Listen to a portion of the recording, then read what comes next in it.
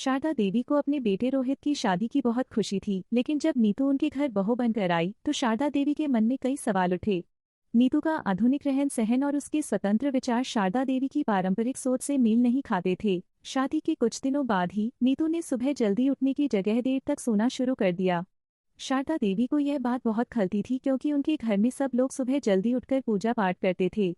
शारदा देवी ने एक दिन नीतू से कहा, इस घर में सभी लोग सुबह उठकर काम शुरू करते हैं, तुम भी थोड़ी जिम्मेदारी उठाओ। नीतू ने शांतिपूर्वक जवाब दिया, माँ जी, मैं रात में देर तक काम करती हूँ, इसलिए सुबह देर से उठती हूँ। शारदा देवी और नीतू के बीच इस तरह के छोटे छोटे टकराव लगातार होते रहते थे।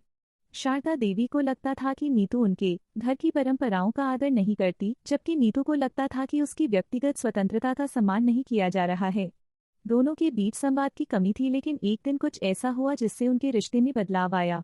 नीतू के ऑफिस में काम का बहुत दबाव था और वह बीमार हो गई। शारदा देवी ने उसकी देखभाल करते हुए उसे प्यार से समझाया, तुम इस घर की बेटी हो, तुम्हारी चिंता मुझे भी है, लेकिन हमें एक दूसरे की भावनाओं का सम्मान करना चाहिए। धीरे धीरे नीतू और शारदा देवी के बीच संवाद बेहतर हुआ।